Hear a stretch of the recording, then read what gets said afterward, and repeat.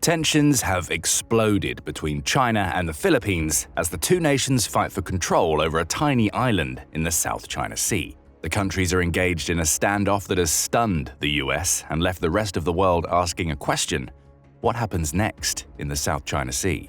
On the surface, this standoff seems small. It involves a tiny island neither country could use as a military base or a population center. But if you dig a little beneath the surface, what's happening on the tiny Sandy Cay Reef is a microcosm of a problem that could engulf the entire Indo-Pacific. On April 28th, the Wall Street Journal reported that military personnel from both China and the Philippines staked rival claims to a tiny spit of land called Sandy Cay. Nestled within the Spratly Islands, Sandy Cay is a tiny trio of reef platforms to which Vietnam, Taiwan, China, and the Philippines all lay claim. It lies around 1.5 nautical miles northwest of Titu Island and a little over 9 nautical miles northeast of Subi Reef. On the surface, it's an unimpressive island. However, it's been the subject of tension before. For instance, 2017 saw the Philippines attempt to build a shelter on the island for its fishermen. China wasn't having any of that. It opposed the plans for the shelter, leading to the Philippines claiming that China's intervention contradicted the country's statement that it wouldn't occupy the reef made in the 2002 Declaration on the Conduct of the Parties in the South China Sea. The Philippines eventually removed its shelter. Since then, the island has been unclaimed, though Chinese boats often loiter in its vicinity. But in the military sense, Sandy Cay seems practically useless.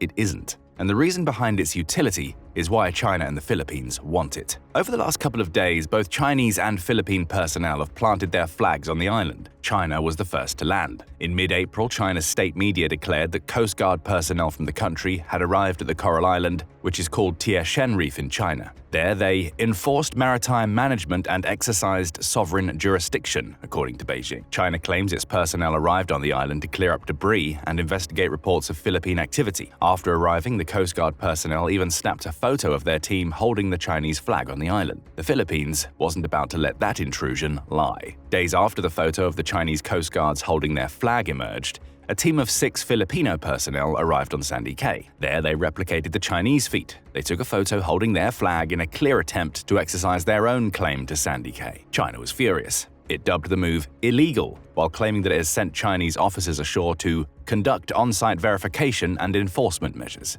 We don't know what those measures are. We don't even know if those measures happened. What we do know is that the Philippines is just as adamant in its ownership claim as China. A statement released by the country revealed that a joint Navy, Coast Guard, and Maritime Police team arrived at the reef 3 days after the Chinese team staked their claim. This operation reflects the unwavering dedication and commitment of the Philippine government to uphold the country's sovereignty, sovereign rights, and jurisdiction in the West Philippine Sea, the statement read. So we have what appears to be a tit-for-tat battle over an insignificant island.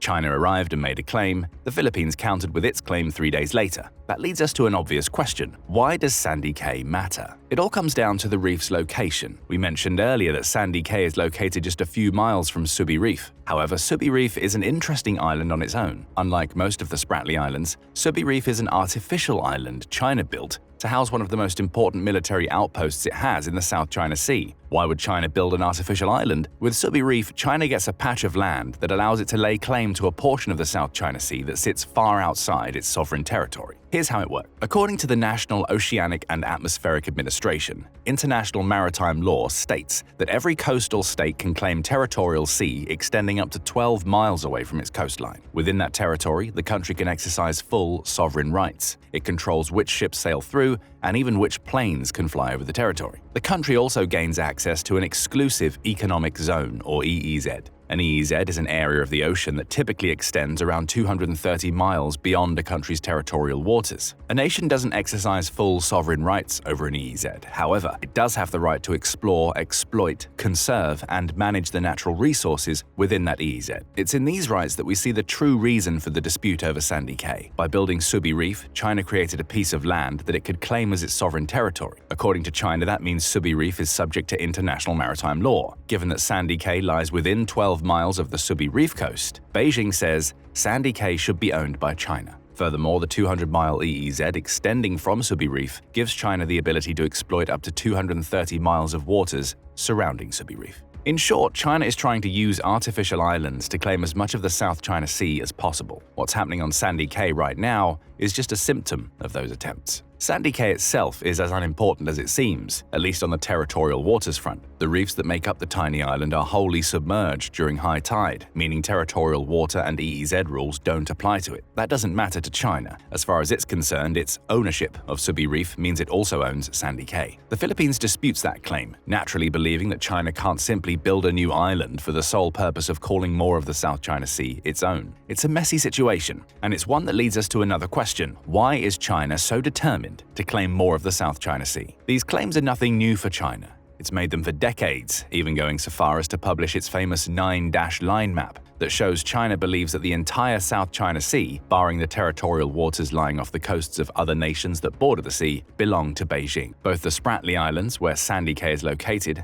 and the Paracel Islands lie near the center of the South China Sea. Claiming them would give any nation sovereign rights within the sea, along with access to multiple EEZs that essentially result in control over the entire body of water. It's in this control that lies behind why China and the Philippines are currently clashing over Sandy Cay. The South China Sea is one of the world's most important shipping routes. According to the BBC, a massive 21% of global trade passes through the sea, amounting to around $3.37 trillion of trade annually since 2016. China Power digs deeper into those figures, demonstrating that China accounts for $874 billion of that trade. The Philippines doesn't make the list in terms of top 10 exporters, though several other countries that border the South China Sea do. Vietnam, for instance, uses the sea to export $158 billion of products per year. South Korea and Singapore send more than $200 billion in trade through the South China Sea annually. The point here is that the South China Sea is one of the world's most active trade routes. If China can solidify its claim to the South China Sea, it controls that trade. China Power also points out that it's possible that up to $5.3 trillion worth of goods sail through these waters per year, rather than the often quoted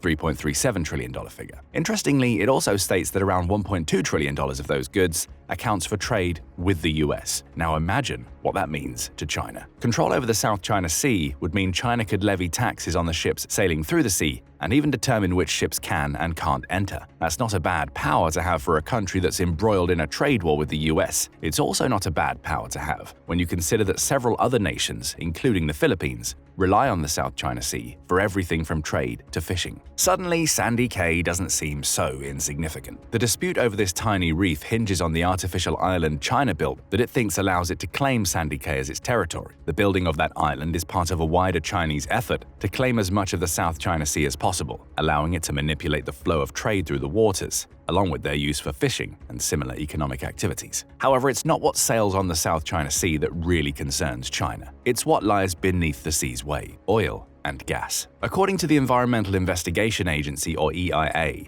the South China Sea holds massive potential for natural resource discovery. It's home to 13 basins, says the EIA, which combine to hold a staggering 2.4 billion barrels of crude oil, around 9.2 billion barrels of petroleum, and anywhere between 62 and 216 trillion cubic feet of natural gas. It's also possible that there are undiscovered resources in the South China Sea basins, as surveying efforts haven't covered all of them. In short, there's a lot of money lying within the South China Sea. China naturally wants to access as many of these resources as possible. On the oil front, a single barrel of crude oil currently sells for around $65.50. Multiply that by 2.4 billion, and you get over $157 billion.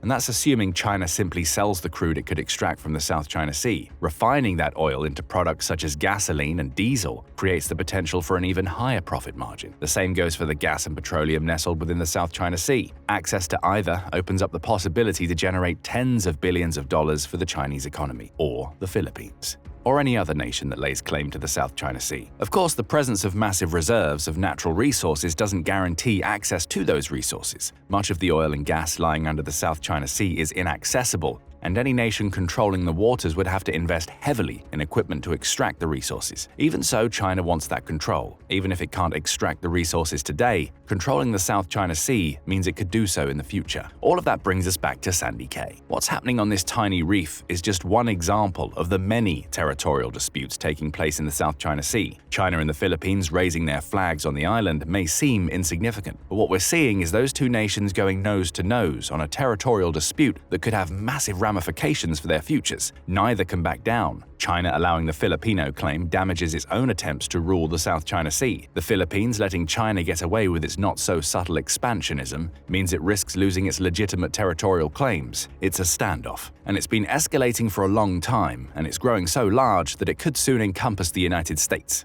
That brings us to why the US is stunned at China's latest move. Beijing's attempts to claim Sandy Cay is important from the US perspective for a simple reason. The attempt puts China in direct opposition to a key US ally. The US and the Philippines have been military allies since August 30th, 1951. On that date, the two nations signed a mutual defense treaty. That treaty is important to the US. It recognizes that an attack in the Pacific would endanger the US because it might allow another nation to wield a massive amount of influence. We see that in China today. A Chinese claim to the South China Sea puts US trade at risk and could enrich a nation that is traditionally opposed to the United States. According to the Asia Maritime Transparency Initiative, or AMTI, this mutual defense treaty also offers the US credibility and access to a region to which it would otherwise have neither. AMTI points out that the Philippines is a huge part of the first island chain that is dealing with current Chinese coercion attempts in the Indo-Pacific. By having an alliance with the Philippines, the US can build military bases within the country. Those bases allow it to keep an eye on China. Plus, access to the Philippines offers the credibility the US needs to build diplomatic relationships with smaller nations that might fall under China's sway. Ultimately, it's about deterrence and influence. The US creates both via its alliance with the Philippines. What's happening on Sandy Cay is a threat, however small, to the US deterrence and influence efforts. China wants more territory. The US and the Philippines want to ensure that doesn't happen. We also can't ignore the fact that Sandy Cay is an example of China poking at the United States. On April 21st, the US and the Philippines kicked off a joint military exercise in the Indo-Pacific. That exercise will last for 3 weeks and involve the two nations practicing what the Defense Post dubs a full-scale battle scenario. Up to 17,000 military personnel are expected to get involved, with those soldiers also deploying sophisticated weaponry. For instance, the two countries will team up to test the Nemesis anti-ship missile system within a key choke point that separates the Philippines from Taiwan. China won't be happy about that. It lays claim to Taiwan, just as it claims the South China Sea. To Beijing, these military exercises taking place in what it considers its own waters is an affront. While the US and the Philippines exclaim that these exercises are all about building bonds, China sees them as something far more sinister. They're a threat. The exercises involve two nations that stand opposed to China practicing what they would do if China gets out of line. The April 28th claim of Sandy Cay is thus as much of a message to the US as it is to the Philippines. It's China's way of telling the US that it doesn't wield as much influence in the South China Sea as it thinks it does. And it's not the only response China has made to the exercises. Beyond the Sandy Cay claim, China has engaged in several attempts of force projection since the joint military exercise between the US and the Philippines began. For instance, China sent one of its aircraft carriers close to the Luzon Strait, which is where the joint exercise is taking place. That carrier won't launch an attack.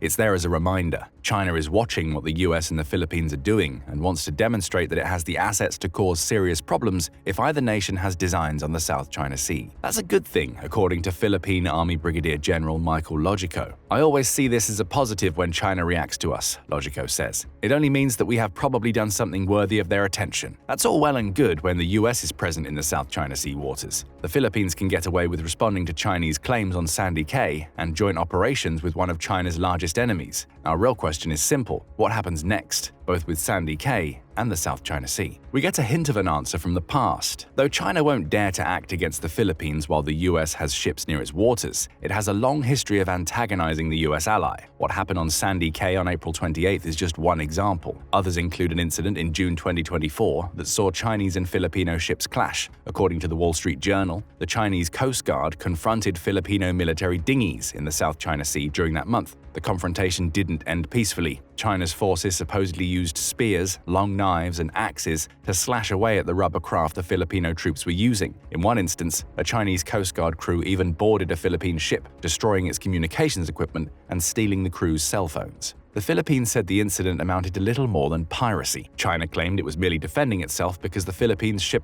sailed too close. Other clashes include an August 2024 confrontation that took place near the second Thomas Shoal that China says led to a Filipino vessel deliberately colliding with one of its own. By December 2024, reports were also circulating that Chinese ships were using powerful water cannons to blast Filipino ships near the Scarborough Shoal. We said earlier that what's happening at Sandy Cay is just a microcosm of a larger problem. These past instances are the proof to back that statement. When the US leaves the South China Sea, the already heightened tensions between China and the Philippines will only grow worse. What started as tit-for-tat arguments over territory seems to be on the brink of evolving into a full-blown fight. China is already showing plenty of aggression. How long will it be before water cannons, spears, and knives are replaced by far more dangerous weapons? For now, it's unlikely that China will go that far. When it comes to Sandy Cay, China claims that it's dealt with the Philippine mission, says Al Jazeera. The Philippines disagrees. Al Jazeera reporter Barnaby Lowe says, Philippine government officials have categorically denied that China has seized Sandy Cay or has now permanently taken over Sandy Cay in the South China Sea, describing the statement that was released through Chinese state media over the weekend as an outright lie, as part of Beijing's disinformation tactics. That lie was revealed when Filipino soldiers arrived on Sandy Cay with their flag. There's only one question remaining. Will Sandy Cay become the catalyst for more Chinese aggression against the Philippines that could,